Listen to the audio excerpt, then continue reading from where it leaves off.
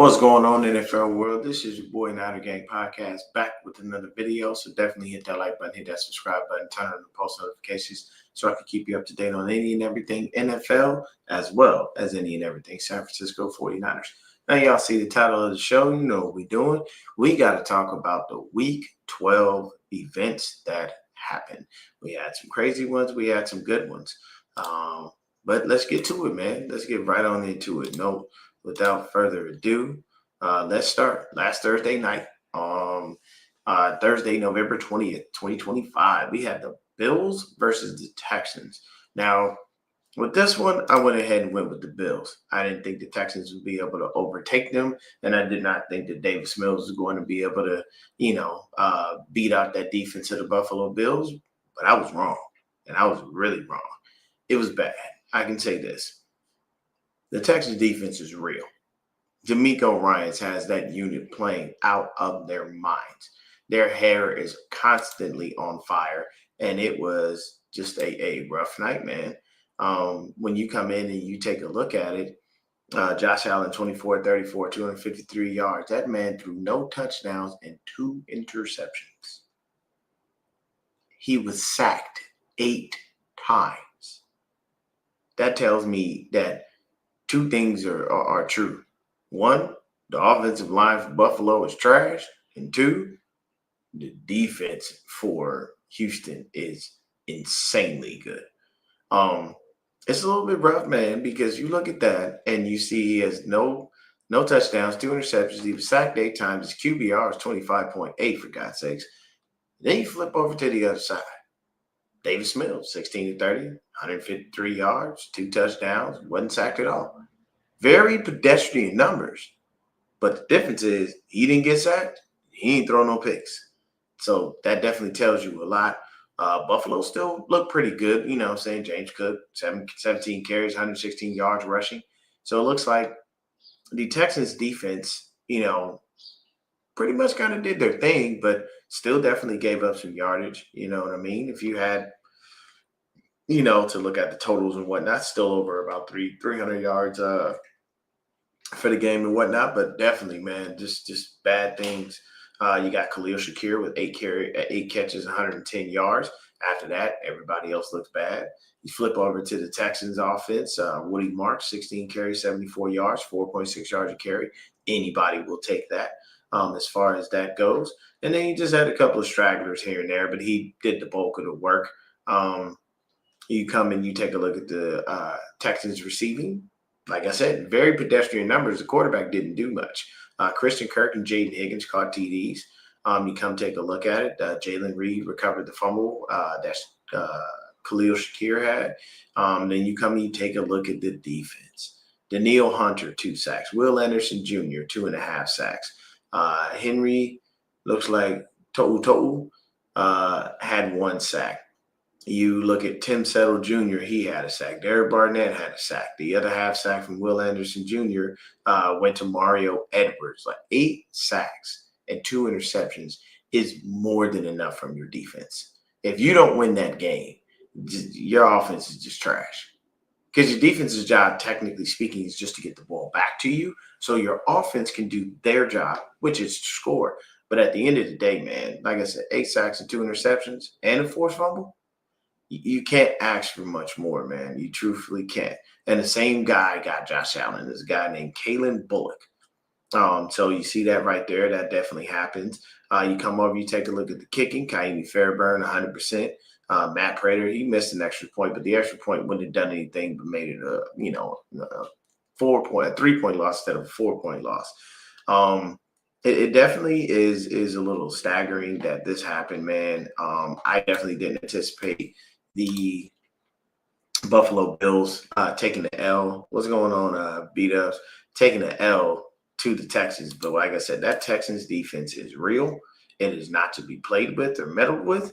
And, hey, man, when you can basically go on a run of scoring the whole game and not score in the fourth quarter, let them score the whole game, and not shut them out pretty much in the second half to a fault.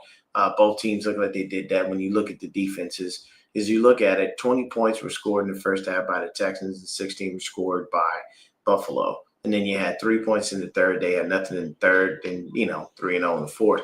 So it worked out well. So the Texans keep their playoff hopes alive. And Buffalo, man, just keeps falling and falling, man. You would have thought that the NFC East belonged to them, but right now it belongs to the New England Patriots. They didn't take too much time off being, the butt of the joke in that division. They got Mike Vrabel back, and Drake May looks like a superstar. Then you come over to this barn burner, 31-28. No Aaron Rodgers in this game for the Steelers and the Bears, so you had Mason Rudolph starting. He had that truck driver stash there, so that he was sporting. But Mason Rudolph, extremely pedestrian numbers, 24, 31, 171 yards, one TD, one interception. He was sacked twice. Then you look over at Caleb Williams, 19-35, 239 yards, 3 TDs, no interceptions. He was only sacked once. So Caleb Williams had a really good game. You know what I mean?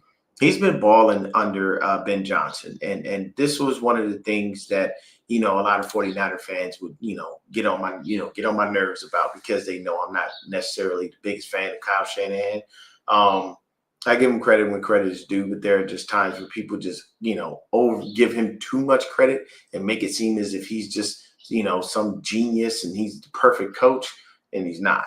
But either way, I digress. At the end of the day, you've got, Caleb Williams out there balling with Ben Johnson. They kept asking me who would I give as a replacement. I knew Ben Johnson was available, so that's what I stated. And believe me, look what he's doing with the Bears. He currently has his team at 8-3. Just saying, he's doing what he's doing. So you come in, you take a look at the rushing. Kyle Monangai, 12 carries, 48 yards, 1 TD. He was averaging 4 yards a carry. That ain't bad. Caleb Williams had a couple of rushing yards too, averaging 5.3. Kenneth Gainwell balled. He had 10 carries for 92 yards. Jaylen Warren and DK Metcalf both had rushing touchdowns. The passing touchdown was to Pat Freiermuth. So you come in, you take a look at it, and things work out well. DJ Moore, he had a couple of TDs. And then, Colston Loveland, their superstar tight end out of college, he had a touchdown as well. You come in, you take a look. There was definitely 2 fumbles by the Chicago Bears. A couple of recoveries there. Nick Herbig and Yaya Black. So that works out well. You know what I mean? The fumbles didn't really turn into anything. And then we take a look at the scoring. The only difference really in this game, honestly, was the fact that the Bears held Pittsburgh scoreless in the third. And that's basically what helped them win this game, because it was still a close game. 31-28 is not a beatdown by any stretch of the imagination. But when you come and you take a look at the defensive stuff, like I said, TJ Watt had the only sack, but you almost expect TJ Watt to get a sack damn near every game. He's just that dynamic of a player. He is insane. You come and you take a look at them. The same person had the sack too. Montez Sweat, he had 2 of them. A couple TFLs here and there for both teams. When you come down, you take a look at the kicking. Chris Boswell never got a chance to kick an actual field goal. He was just kicking extra points all day, which is typically what you want your kicker to do. You want them to be kicking extra points and not field goals. But if he would have been able to, they would have got into any kind of moment where they could have, and he hits that, this game goes to OT. But that wasn't the case. Cairo Santos was 100% on his field goals and his extra points. So that works out well, man. You know what I'm saying? Nice little, nice, good game, very close, very challenging all the way to the end, and the Bears pull off the dub. Now we're going to move on to the New England Patriots versus the Cincinnati Bengals. Now, I know I picked the Patriots in this one because I knew the Patriots were going to win this one, because the Bengals don't have Joe Burrow. If they don't have Joe Burrow, the Bengals typically don't win. Right now, the Bengals are currently 3-8. The Patriots are now 10-2. Well atop the AFC East and hanging out as the number 1 seed in the AFC, period. Drake May, 22-35, 294 yards, 1 TD, 1 interception. He was sacked once, pedestrian numbers as far as TD to interception ratio and whatnot. But it kind of is what it is, because Joe Flacco did the same thing, 19-37, 183 yards, 1 TD, 1 interception. Jake Browning, 1-1 for 14 yards, and that was about it. So you come and take a look at the rushing, not a lot from either team, really. Trevion Henderson had his 18 carries for 66 yards. Chase Brown, 19 for 107. You come and you take a look at the receiving. Hunter Henry was the big guy, 7 catches, 115 yards, and the TD. Then right behind him was Austin Hooper, but well behind him in yardage anyway. Then you come, you take a look at the Bengals. Nobody over 61 yards receiving. You know what I'm saying? T. Higgins was all right. Like there's just certain things you kind of take a look at and go, damn, that's a lot. So you come, you take a look at the defense. Only sack was from Harold Landry the third. And then you take a look at the defense for the Bengals. Jalen Davis had the only sack. Just basic things, man. Just small stuff. One interception from Marcus Jones and the other one from Geno Stone for the Bengals. So the defenses kind of did what they could, but when you look at the box score, New England didn't score in the first, and they scored all the way from the second through the fourth. And then Cincinnati didn't score in the third, but they scored in the first, second, and the fourth. So, it's only a one possession game. 2 field goals would have gotten the OT. Hell, a touchdown without the extra point gets you in the OT. It's a variety of different things that happened, but both kickers were 100% on everything that they did. Shout out Andy. Oh, man, Andy out there. Boy, Andy had 14 points for the Patriots, man. Andy was doing his thing. Yeah, I got to give Andy some credit, man, because you take that 14 points away.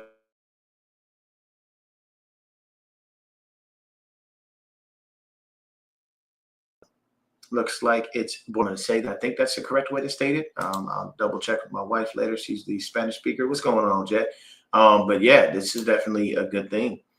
Patriots keep rolling, man. 10-2, top the AFC in general for the playoff picture, and they ain't looking back, man. And the Bengals, I believe they may possibly get Joe Burrow back this week or next week. But either way, man, their season is lost. And honestly, if your season is lost, I see no reason to put your starter back out there and put him in harm's way. So let that man take the rest of the season off, heal up. This season is a wash. You're not going nowhere. You're not getting into the playoffs, especially at 3-8. The best you could do is, because there's 17 games, the best you could do is 9-8. And that ain't getting you into the playoffs. The AFC is a very, very tough race. So that's not going to work. And you got to go on a tear. Like, you got to go on one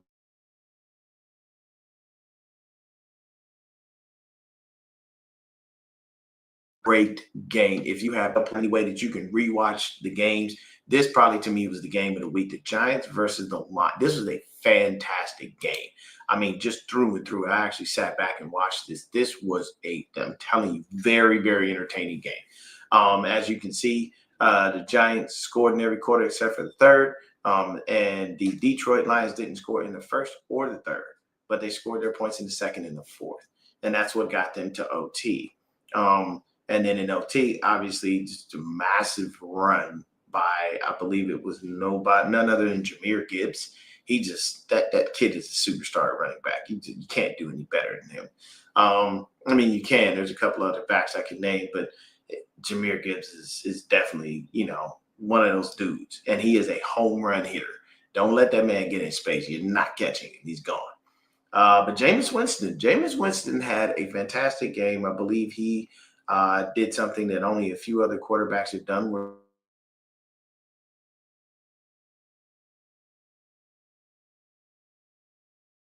in the same game. So James, 1836, 366 yards, 2 TDs, 1 interception. He was only sacked once. And then you have Gunnar Olszewski. Looks like he was 1-1, and he was the one who threw that TD pass to Jameis Winston. And shout out to Jameis Winston for doing what he did, man. He got away from that defender and walked right into the end zone. Now, the defender didn't wrap up right, and Jameis walked right on in there and took that TD. Couldn't even be mad at him. But then you all look over there, Jared Goff, 28-42, 279 yards, 2 TDs, 1 interception. He took 3 sacks. So, numbers are somewhat similar, but, Jameis threw for more yards. That's about it. You go to the rushing, nobody over 100 yards, except for Jahmyr Gibbs for the Lions. Tyrone Tracy, as a unit, 122 yards from the New York Football Giants.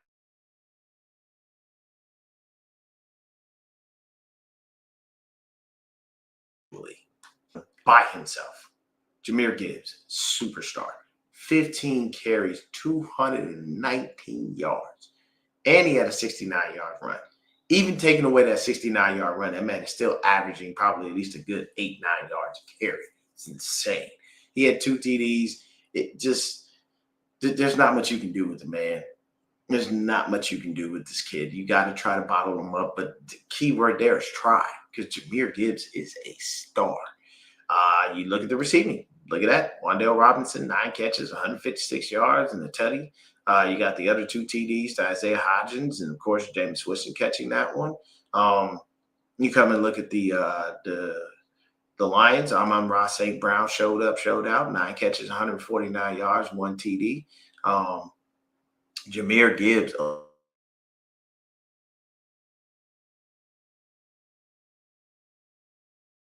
had 3 touchdowns and almost 300 yards by himself.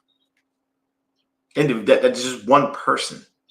That's just straight crazy numbers. You got to respect that kid. So you take a look at the defense. 2 sacks from Darius Alexander for the Giants. Nunez Roches had 1. And then you look at the Detroit Lions. Aiden Hutchinson was the only one who got home. A couple of pass defense for both teams and whatnot. Interception was by Thomas Harper for the Lions, and then interception was Javon Holland for the New York Football Giants.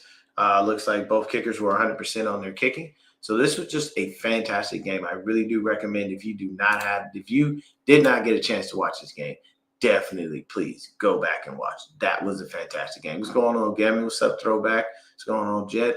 What's going on?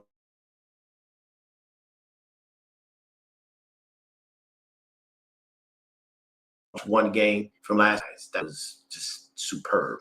And then here you go, Packers versus Vikings. Packers beat the brakes off of them, 23-6. Come through and just punch the Vikings in the mouth. And I'm starting to be a little out on JJ McCarthy, man. I can tell you right now, I know Justin Jefferson is looking up there in Seattle going, boy, I miss Sam. I miss Sam. Because Darnold balled out for them. And they let him walk because they thought J.J. McCarthy was the truth. And it turns out J.J. McCarthy ain't nothing. Right now, J.J. McCarthy looks really bad, and he has for several games. J.J. McCarthy, 12 of 19, 87 yards, and 2 interceptions. The man was sacked 5 times. All bad, people. All bad. You take a look at the rushing, 93 yards as a unit. Not very much. Jones and Mason, they had 5.3 yards and 4.6 yards average per carry, which is not bad. But you kind of take that away a little bit because you see the long run by Jordan Mason. That's 22 yards. That's pretty much a good chunk of his stuff. So then you go ahead, you break that down. That only leaves him with 20 yards on 7 carries. So that's about 3 yards a carry. Just a little under, And then same thing with Aaron Jones. Not much working for the run game. So the offensive line is bad. They got work to do there. You flip to the other side, Jordan Love, 14-21, 139 yards. He didn't throw a TD or an interception. He was sacked once. Malik Willis even got a little bit of time in the game. But it looks like this is where the numbers start coming into play. Emmanuel Wilson, 28 carries, 170 yards, 2 TDs. I believe Josh Jacobs is currently most likely injured because you wouldn't see anybody out there outside him. But Emmanuel Wilson's trying to do his thing. I can't even be mad at him. You take a look at the receiving. Justin Jefferson, 4 catches, 48 yards. Justin Jefferson, 4 catches, 48 yards. Fantasy owners are screaming and freaking out because he had what? Justin Jefferson don't get no 4 catches, no 48 yards. Justin Jefferson is usually over 100 yards, at least close to it every week, at least a touchdown, something. J.J. McCarthy back there throwing the ball, it ain't look good. You flip to the other side, there was just Green Bay receivers didn't do much better. Much of nothing, man. You know what I'm saying? Just 49 yards max. These are very, very pedestrian numbers by both quarterbacks. Of course, you had the fumbles. Then you take a look at it, and then you got the 5 sacks from the Green Bay Packers, 2 from Devin Wyatt, 2 from Micah Parsons, and a half a sack goes to Isaiah McDuffie and Warren Brinson. Then you come over, you take a look at the Minnesota Vikings. Dallas Turner was the only one who had that. Isaiah McDuffie did have the interception. Evan Williams had another interception. But you take a look at the kicking. McManus, 100%. And then, Will Wackert, he was 100%, but he had no chance kicking no extra points because they never got close enough to even score. So that just tells you, man, this was just more so a good little game, good defensive game. Packers scored in every quarter and then held the Vikings scoreless in second half period. So it just shows you, what I'm saying, they came in, got them. Nice little divisional game. Once again, your divisional opponents know you better than anybody else. So it worked out. And then right now we got the Seahawks and the Titans. It looks like the Titans are coming along. They're starting to progress and make it a game now. In the beginning of the season, the Titans was just getting their teeth kicked in every week. And I mean, to go 30-24 with Seattle and make this just a touchdown game, that's fantastic for the Titans. That's promising. That's good. Cam Ward, 28 of 42, 256 yards. He only threw one TD, but he was sacked 4 times. So that just tells you that the Titans next year, they got to build that offensive line. They got to build some protection around him and get him some damn receivers because I don't know who the hell half these people are. Sam Darnold, 16-26, 244 yards, 2 touchdowns. And Kenneth Walker III, 11 carries, 71 yards. Zach Charbonnet, shout out UCLA, baby. Go Bruins, 6 carries, 35 yards, 1 TD. I ain't mad at that. That helps my fantasy team. Thank you very much. Then, of course, Cam Ward, 6 carries, 37 yards, 1 TD. Tony Pollard, worthless, did nothing, 11 carries, 20 yards. That's not even, he wasn't moving. But that tells you, once again, offensive line. Sorry about that. Offensive line just bad. And once again, the superstar that is Jackson Smith-Njigba. I can't say enough about this kid, man. Seattle, look, man, give us a call, bro. Look, y'all can have Brandon Ayuk, and we'll even give you Ayuk, and we'll give you a second rounder.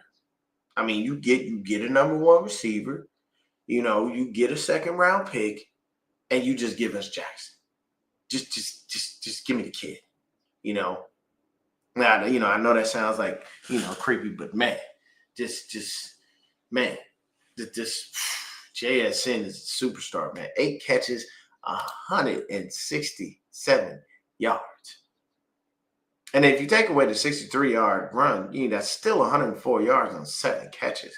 So the average is still going to be well above, 10 yards. This is just insanity. So you're just taking a look at that, man, and then you come over here, nobody over 51 yards. He only had Tremere.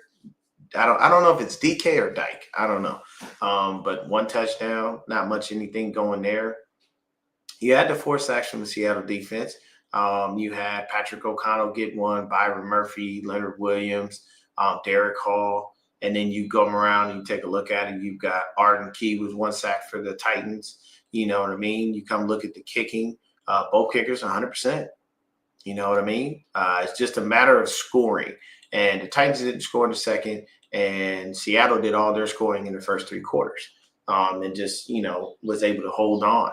But that's just part of it, man. I'm telling you right now, Sam Darnold is missed. Justin Jefferson looks at a picture of Sam Darnold on his nightstand before he goes to sleep and says, wish you were here. Just saying, man, because Darnold up there doing his thing. Seattle's 8-3. While the Vikings are just falling apart left and right, man. 4-7. That's ugly. Moving on to this next game. See, there are moments in time where you want certain things to happen. You hope and pray. I'm glad that Frank Gore is in the semifinals. I hope that Frank Gore and hey, what's going on, media? I hope that Frank Gore and I hope that Roger Craig get in. They need to stop playing with Roger Craig and put that man in the Hall of Fame. He literally is the prototype for these running backs that you have that are dual threat guys. He was the one who started that. He was the first 1,000 guy. You better stop put some respect on Roger Craig's name now, man. I'm telling y'all, all 3 of y'all. But that's basically what it is, man. I just wanted to watch the Chiefs' dreams get crushed. I really was banking on the Chiefs' dreams getting crushed. I know the whole AFC would have been extremely happy had the Colts just won this game and shut the Chiefs down. You don't want the Chiefs lurking, because the issue with the Chiefs when they lurk is they lurk and then they act. They don't just hang around and then eventually disappear. Kansas City will hang around, and then next thing you know, you're screwed. So this game, Chiefs versus the Colts, I was hoping the Colts could win, they could pull it off, but the Colts gave the game away. But they let the Chiefs stay in this. And you got to look at it. The Colts scored in every quarter except for the fourth quarter. They forgot. They didn't know what they was doing. There were too many plays where the Colts did stupid stuff and didn't go for the basics. They had a 3rd and 1 and threw the ball. You have Jonathan Taylor, who, of course, 16 carries, 58 yards, 3.6 yards a carry. Not necessarily doing the best. But Jonathan Taylor could get you a yard at a bare minimum. You flip over to the other side. Kareem Hunt had himself a day, 30 carries, 104 yards, 1 TD. Patrick Mahomes, 352 yards passing on 29 passes, no TDs and an interception. You know what I mean? So you come and you take a look at this, man, and you say to yourself, how the heck did this happen? Kansas City didn't score in the first. They didn't score in the third. They were only right here. Just looks like this was just straight up, pretty much almost all but field goals. You know what I'm saying? So it's just Rashee Rice, 8 catches, 141 yards. After that, everybody else is very pedestrian. And then you look at the passing, horribly pedestrian. Chiefs defense showed up and showed out. Then you take a look once again at the sacks. You have Laiatu Latu. It's so hard. I love the Polynesian community. Sometimes y'all be making these names real hard to say. He had a sack. Then you got Grover Stewart and Kwity Paye having half a sack. Then you got Austin Ajaki, and I'm just gonna call him Double A. They shared a sack. So you see the Colts defense was sacking, but they were just getting them together. You know what I mean? Neville Gallimore had himself a sack. You come over here, Chiefs defense didn't have not one sack. They had not one interception. You know what I'm saying? You take a look at the kicking. Harrison Butker kicking his ass off. That man accounted for 15 points by himself. So it tells you that they weren't really, it wasn't the Chiefs offense, it was more so Harrison Butker. Chief offense barely did much of anything, man. You know what I'm saying? Kareem Hunt only had 1 touchdown. These things happen, man, and your kicker matters. You know what I mean? But it just, the Colts, they gave this game away. I'm not going to say the Chiefs won. I'm going to say the Colts lost because they gave the game away, man. It was just bad. It was just ugly. And now the Chiefs still have a little glimmer of hope when it comes down to it. And then you got the Jets and the Ravens. Ravens come through and beat the brakes off the Jets 23-10. Get them by a nice little 13-point margin. Tyrod Taylor, 17-28, 222 yards, 1 TD, 1 interception. He was sacked 3 times. Nothing in the run game. The same thing for, Lamar, 13-23, 153 yards, no TDs, no interceptions. Derrick Henry, 21 carries, 64 yards. He had 2 TDs. When it comes to the receiving, neither team, nobody over 75 yards receiving. So just very pedestrian numbers by both squads. Lamar had a fumble, but, situation was, they recovered it. Breece Hall had a fumble, but he lost it. You come and you take a look at everything, the 3 sacks. You have Mike Green, and then you had Draymond Jones and Taven Bryan combining for the other one. The only sack was Juwan Briggs for the Jets. And I mean, honestly, for the Jets, man, y'all need to just kind of like pack it up. Just try to go ahead and get yourselves a number 1 pick, because first thing you're going to need to do is find yourself a quarterback. And the next thing you're going to need to do after that is draft every offensive line you can think of. That's what you're going to need to do. I'm just throwing that out there. Just to be able to start making your offense better. Because the defense for the Jets is usually not that much of an issue. It's always that offense. The offense never gives them any points, so the defense start getting tired, and they be like, man, I'm going there busting my ass, and they ain't even doing nothing. But then you come and take a look at the kicking. Tyler Loop, 11 points. Nick Folk, 4 points. Both of them were 100% on their kicking as far as the field goals and extra points. But, hey, when your team doesn't score in the first or the third, and the other team takes the first quarter off and then goes on a tear and scores every other quarter, these things happen, man. You know what I'm saying? Baltimore picks up the win, keep their playoff hopes alive. They're 6-5 as well. And you come down to the game, and I gotta watch the film. I gotta watch the game. But hey, man, we gotta play these dudes next week. Uh, young man had a good game. He had a good game. I mean, he wasn't going to blow your socks off, and I didn't anticipate that. But he had a good enough game. He did what he was supposed to do, man. Shedeur Sanders, Cleveland Browns, they get the dub over the Raiders. Now, I know what everyone's going to say. It's the Raiders. But why wouldn't you want your QB to start against a weak team to build his confidence, and then you usher him in against another team that's a little bit stronger and it does things in a different light? Shedeur Sanders, when he came in relief of Dillon Gabriel the game before this, literally put everything on his back, stated that was his fault that they lost that game. And the team rallied around that young man and told him, nah, man, we win as a team, we lose as a team. This ain't just you, it's everybody. We all got to be better. He comes in this week. He has a full week of preparation. And they get a dub, 24-10. 14 points in the first, 10 points in the fourth. Now, they didn't score in the second or the third, but both teams didn't score in 2 quarters each. The Raiders just did it where it was 1-3 versus, the Browns did it where it was 1-4, where they scored. You know what I'm saying? So when you come take a look at it, numbers aren't overly over the top, nothing out of this world. 11 passes, 11 out of 20, 209 yards, 10.5 yards per pass, 1 TD, 1 interception. He was only sacked once. You know what I'm saying? Geno Smith, 30 carries, 285 yards, 1 TD, no interceptions. That man, and this is why I'm scared, the man was sacked 10 times. 10 times. Chip Kelly has been fired as the offensive coordinator. I don't know how much longer Pete Carroll is going to hold on to that job. That is ugly. 10 sacks? Your offensive line allowed 10 sacks? That's horrible. That is extremely deplorable. 77 yards on 10 sacks. Bro, this is bad. Quinshon Judkins, 16 carries, 47 yards, and 2 TDs. Quinshon was in there on several plays where they were running Wildcat, which made sense. You didn't have Shedeur on the field. You're right there by the goal line. Why aren't you giving it to Judkins? This is honestly what could have helped Dillon Gabriel. You could have been feeding Judkins to take the pressure off of Gabriel.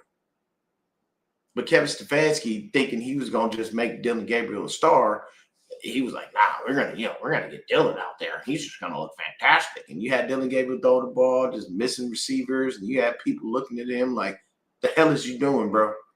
You know what I'm saying? You got Shedeur up there trying to be the polite guy, the nice guy, saying, hey, man, get off of Dillon. Like, don't trip. Don't talk bad about him, all those things. Nah, we're going to talk bad about him because you look bad. We're going to talk bad about you when you look bad, too. Everybody get it. They ain't making no difference. The Raiders, nothing for rushing. Ashton Jeanty, 17 carries, 50 yards. You know what I'm saying? You take a look at the receiving. Everybody was pedestrian. Only 1 TD to Dylan Sampson. And that's because Dylan Sampson took that joint to the house. That was literally like maybe a 2 or 3 yard pass from Shedeur, and Sampson just took off.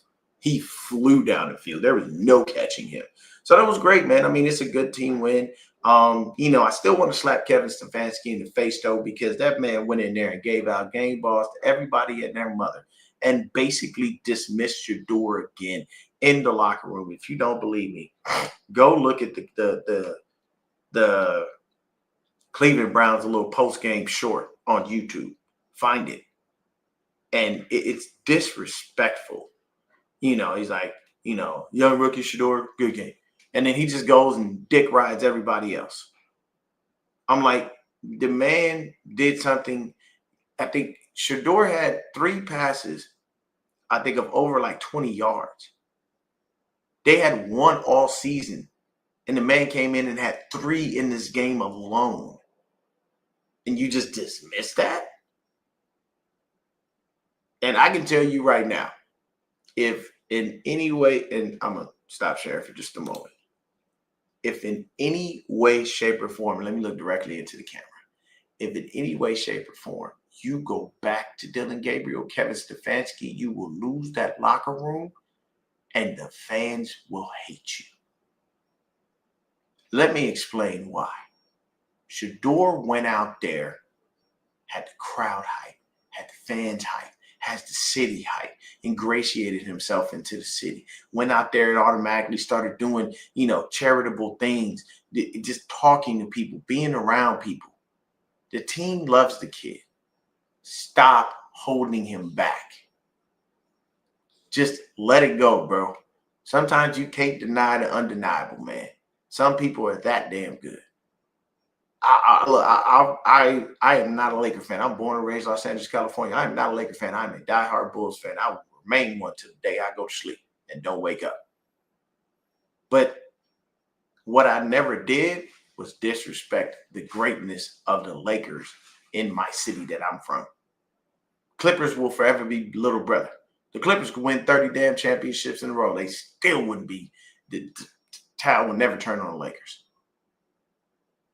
I didn't disrespect Magic. I didn't disrespect Kareem. I didn't disrespect AC Green and James Worthy and I didn't disrespect Kobe and Shaq and Robert Horry and Byron Scott and I mean the list just goes on. Jerry West. At the end of the day, the Lakers are the Lakers and they were that good. And I'm a person who will respect greatness over anything. Kobe is the closest thing we ever had to Jordan. God rest his soul. Kobe, that is. But you gotta stop denying what you're seeing in front of you, bro. Things worked. If you go back to Dylan Gabriel, I guarantee you will lose that locker room and probably your job. I'm just gonna throw it out there, man. So don't go back to the kid. But then you take a look at it, Jerry Jeudy had a fumble. And then you take a look at the sacks. This is scary because we have to play them next week. Devin Bush had a sack. Isaiah McGuire had a sack. Cameron Thomas had a sack. Myles freaking Garrett. 3 sacks again. And he's happy with his 3 sacks. You know why? Because his team won. That's why. Then you take a look at it. Half a sack to Mike Hall Jr., 2.5 sacks from Malik Collins, another half a sack from Shelby Harris, another half a sack from Jerome Baker to total out 10. Insanity that offensive line allowed 10 sacks. You come over here, 1 lone sack from Malcolm Kuntz. Not even Max Crosby. Crosby, if I was you, I'd get out of there. And I'd stop allowing them to throw money at me and stay. Like if you really, I'm sorry, some people, to me, if you really want to win, you need to leave certain places because they're just not going to win the Super Bowl. You're not going to have a shot at getting a ring there. The Raiders just are a bad organization, and I don't see them winning a ring anytime soon. And I said the same thing about Myles Garrett when he sat up there and acted like he didn't want to, that he wanted to go somewhere winning, and then Cleveland threw a bag at him. And of course, there's a lot of people who came to his defense. At the end of the day, Myles Garrett saw them numbers and them figures and said, cool.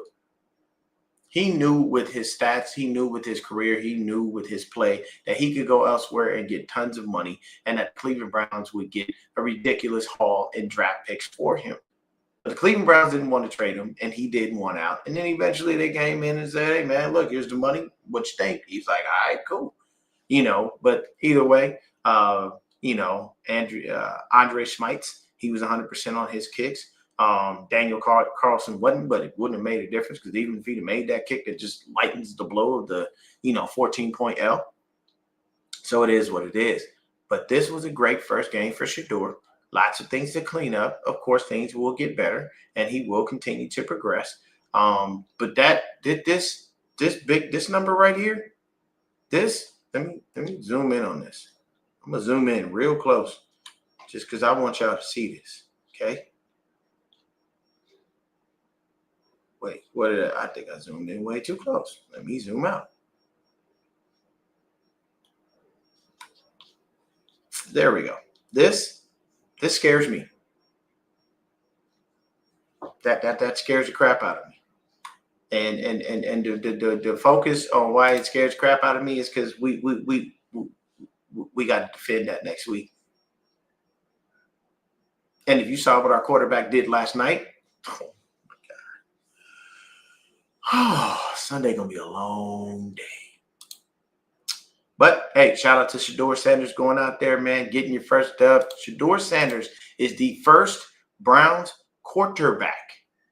The first Browns quarterback to win his first start in 30 damn years.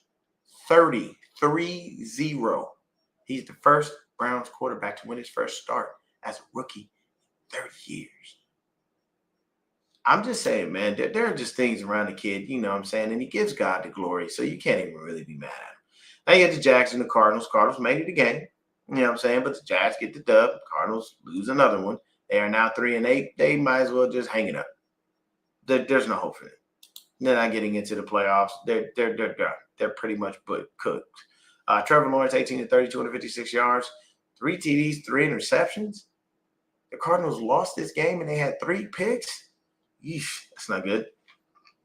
So Jacoby Brissett, 33 of 49, 317 yards, 1 TD. He was sacked 6 times. Bad offensive line. 15 carries, 86 yards for Travis Etienne. Michael Carter, 5 carries, 28 yards. Bad. Bam Knight doing nothing. DeMercado wasn't even in existence. Mike Wilson, gotta love him. 10 carries, 118 yards. 10 catches, 118 yards. Brendan Strange, 5 catches, 93. You know, a couple little ones. But Parker Washington, Jacoby Myers, Travis Etienne all had touchdown passes. And that tells me that this defense held up every time Trevor Lawrence threw an interception because he threw just as many interceptions as my quarterback did last night. But then you come in, you look at the Jags defense, 6 sacks. Dennis Gardeck had 1, and he had 1.5. Antonio Johnson had 1.5. Devin Lloyd had 1.5. Josh Hines Allen had 1. Devon Hamilton had 1. You know what I mean? Just out there, just balling. You take a look at the Cardinals. They had 3 sacks, half a sack from Budda Baker and Calais Campbell. Then you had Jalen Thompson get 1. Jordan Birch had 1. So things start to happen. Of course, so Budda Baker, Akeem Davis-Gaither, Garrett Williams, 3 interceptions. That's good. But when you lose the game and you had 3 interceptions, that means your offense didn't do anything with the interceptions. And that's bad because your job is, like, once again, as I said, the defense scores, it's a luxury, people. If they score, it's a luxury. It does not mean that that's supposed to happen. You come in, you take a look at the kicking, 100% for Jacksonville. Chad Ryland, you make your kick. This goes into OT. And we have several games going overtime. So kickers matter, man. Kickers freaking matter.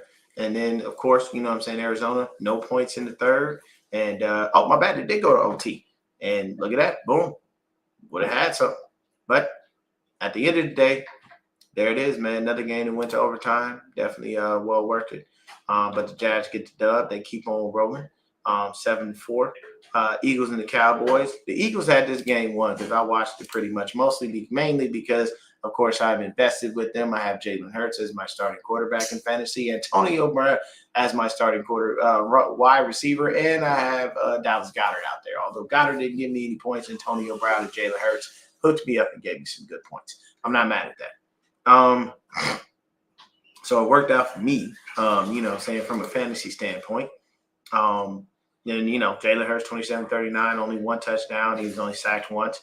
Then he had 7 carries, 33 yards. He had 2 TDs. You know what I'm saying? Saquon Barkley, extremely pedestrian numbers. 10 carries on 22 yards. This is what I've told y'all before. I'm going to say it again. The Madden curse is real because there's one of 2 things that will happen to you. You will have an injury-riddled season or you will have a really, really bad season. You will regress. That man had over 2,000 yards this season, and right now it's looking ugly. There's several games he's had like this. I'm just saying the Madden curse is real. Y'all got to stop acting like it's not. Come over and look at Dallas. Dak Prescott, 23-36, 354 yards, 2 TDs, 1 interception. He was only sacked once. Javonte Williams, 20 carries, 87 yards, not too bad. You know what I'm saying? You take a look at the receiving. George Pickens went off. 9 catches, 146 yards and a tutty. That's nice. And then, of course, I have no idea who Brevin Spanford is, but sounds like a tight end's name. He caught the other touchdown pass from Dak Prescott. A.J. Brown had 8 catches, 110 yards, and 1 TD. Devontae Smith had, 6 catches for 89 yards. Not much there.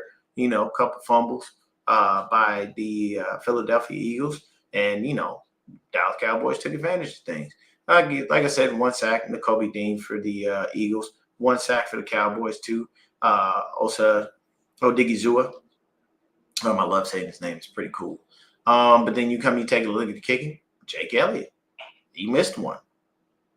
You don't miss that field goal, sir. This goes in OT. Kickers matter. Brandon Aubrey missed one. You make yours. There's no chance at OT, even if Elliott makes his. You know why? Because you put it at 27 now. Kickers matter, people. I keep telling y'all not listening to me. They matter a lot. But hey, man, good comeback by the Dallas Cowboys. Didn't score in the first, scored all the way through the third. And Philly did all their scoring in the first half and forgot what the game was like in the second half. So definitely not a good game for Philly. You know what I'm saying? Losing to a divisional opponent. They still are leading their division. Don't get me wrong. But at the end of the day, you don't want to lose to a divisional opponent. You definitely don't want to lose to an NFC opponent because that messes with your seeding for the playoffs. So Falcons versus Saints. Falcons pick up the win. They are 4-7. Saints take another L, which I think the Saints should do the same thing that the Jets do. Just look, tank, man. Try to figure it out. Try to figure it out. Get that first pick. Just call it a day. Y'all not going nowhere. Okay? Ain't no playoffs coming for you. So might as well let it go. But in this game, you know what I'm saying, you saw the heads. That was Kirk Cousins, 16-23, 199 yards, 2 TDs, 1 interception, 3 sacks taken. Tyler Show, 30 of 43, 243 yards, no interception, no TDs, 1 interception. He was sacked 5 times. That just so much wrong in New Orleans. It's just insanity. You take a look at the scoring. ATL scored in every quarter except for the third. And then New Orleans scored in the second and the fourth. They forgot what it was like to score in the first and third. Nothing from the run game for New Orleans. Not much for the run game from Atlanta, but, 14 carries on 70 yards. Bijan Robinson, that ain't bad. So if you take that away, 32. So, yeah, he's still having a pretty good amount. But then you take a look at it, no receiver over 100 yards. Darnell Mooney caught the only touchdown pass from either quarterback thrown in this game. You had a couple fumbles here. The sacks that you had, the 5 sacks for Atlanta, 1.5 from Brandon Dorless. You had 1.5 from James Pierce. Then you had Rook and then Jalen Walker there. Both of those dudes had sacks. So, 3 sacks from the defense for the Saints. Cam Jordan, Chase Young, and Isaiah Stallberg. I feel bad for Cam Jordan, man. I know he loves the city, but bro, you got to get up out of there, man. They just not good. And you're a very, very viable defensive tackle / defensive end, man. And you would look great in red and gold. I'm just gonna throw that out there. I'm just saying. But then you come in, you take a look at it, man. For kicking, Zane Gonzalez was 100% for the Falcons. Blake Grupe, he missed 2 of his field goals, but still wouldn't have made a difference. So in this game, it's just a NFC South battle, and the Falcons get the dub. That's all that really matters. Then you come in, you take a look at the Sunday night game, Rams versus the Bucs. No Baker Mayfield on the field. I don't think the Bucs was going to win. So, Rams went ahead and got this dub here. The Bucs didn't score outside of the second quarter. Rams defense shut them down. That's how good the Rams defense is. Teddy Bridgewater was the starting quarterback, 8 of 15, 62 yards. Baker Mayfield, 9 of 19, 41 yards, 1 TD, 2 interceptions. These things happen, man. Matthew Stafford, 25 35, 273 yards, 3 tutties, no interceptions, 1 sack. Easy to win a game where you're pretty much clean. Just throwing it out there. Kyren Williams, very pedestrian game, 46 yards, didn't do much of anything. Neither run game did much. As a committee, they got over 100 yards, but nobody really stood out that did anything crazy. Emeka Egbuka, very pedestrian game, 3 catches, 32 yards. Never hear that about him. Kid's young rookie, superstar. Puka Nacua, 7 catches, 97 yards. Vontae Adams, 5 catches, 62 yards, 2 TDs. Colby Parkinson, 4 catches, 41 yards, 1 TD. You know what I mean? Fumble here. The only sack for the Bucs was Yaya Diaby. Then we had 4 sacks for the Rams. Kobe Turner, Jared Verse. Love Jared Verse. Guy's a monster. Funniest thing about Jared Verse, if you haven't seen it, look up Jared Verse. Just type in Jared Verse, Aaron Donald. Just watch the clip. It is priceless. Jared Verse was scared is he worked out with Aaron Donald for about 2 hours, and Aaron Donald was like, okay, yeah, that's the warm-up. And he was like, huh? We've been working out for 2 hours, and that's the warm-up? Oh, Lord, get me out of here. It was funny, though. Los Angeles, 100% on the kicking from Harrison Mevis. Chase McLaughlin just one extra point because that's all he could kick. Because other than that, they were shut down, man. Great Sunday night game. Ass kicking by the Rams, and they keep themselves alive. They're at 9-2.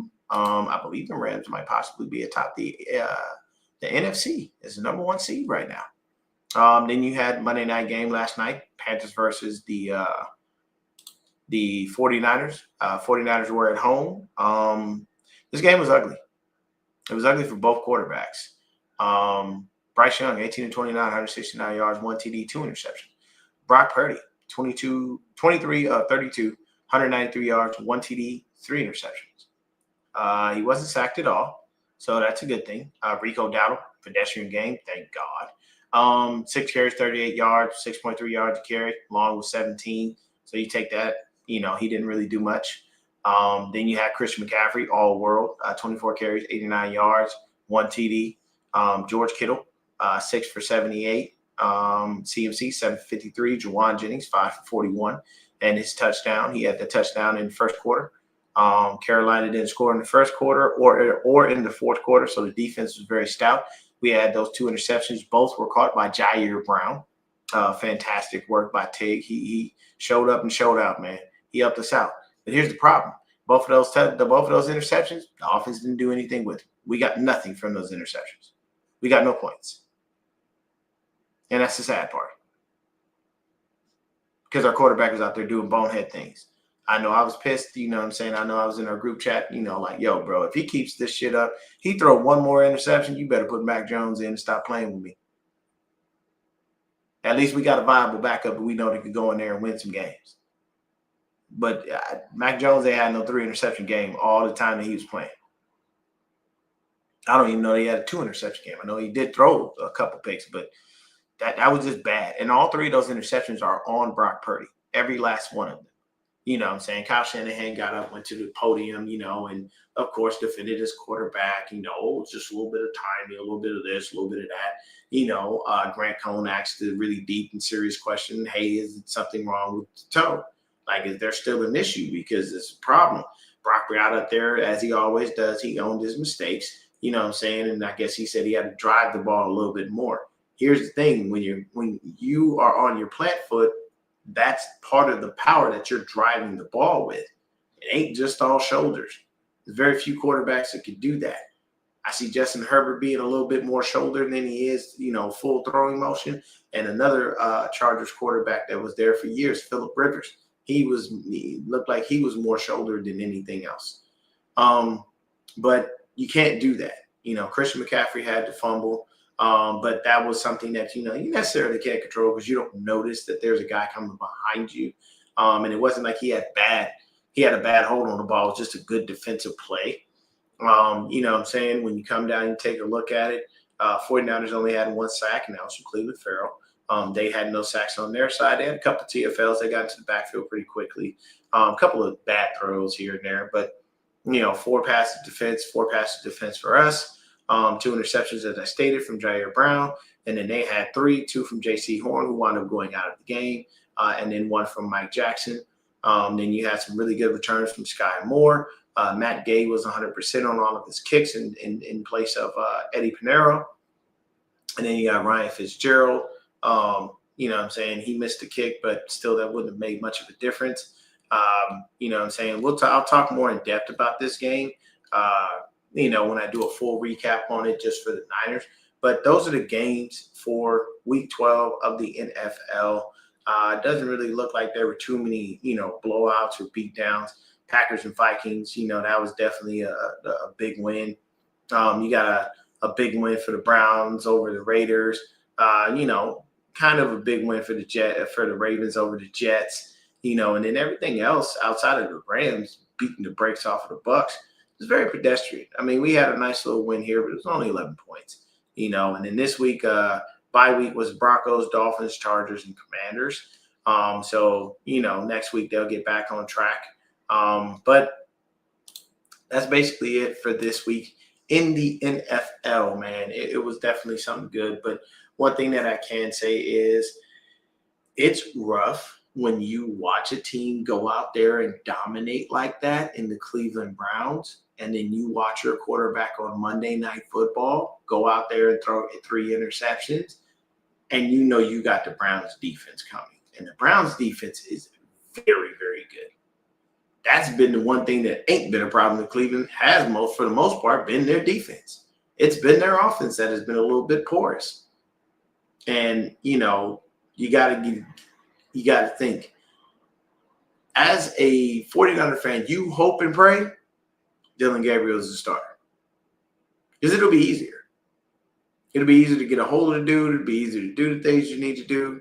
You can get the guy. You probably can pick the ball a couple times.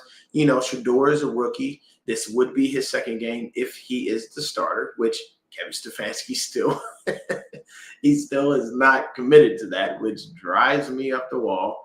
When we all know that that's the situation, bro. You really can't get away from it. But it scares you because Myles Garrett is coming, people.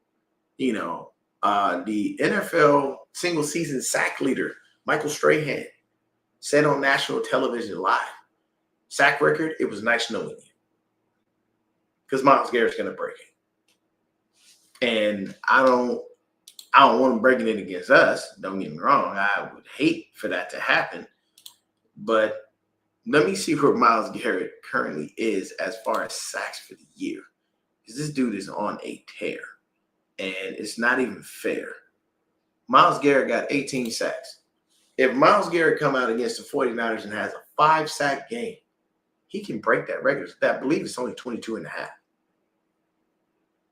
So I don't want that to happen, but our offensive line ain't built to stop Myles Garrett. I love Trent Williams to death. I really do. At his age right now, he ain't going to want no smoke with Myles. So things are a little tight, a little rough. Let's hope and pray we can pull it out, people. Thank y'all for tuning in and hanging out with your boy. Appreciate everybody for coming in and listening to me rant. Tell a friend to tell a friend to tell another friend. We at 600. We trying to get to 700. Okay? And the numbers are climbing steadily. I appreciate any and everybody who watches this content, who shares this content. Thank y'all so much. May the Lord continue to bless each and every one of you in your lives in every which way. May the Lord continue to bless me as well. Thank y'all for tuning in. Stay up, stay faithful, stay blessed. Have yourselves a wonderful evening. Remember, tell a friend to tell a friend to tell another friend. And go Niners.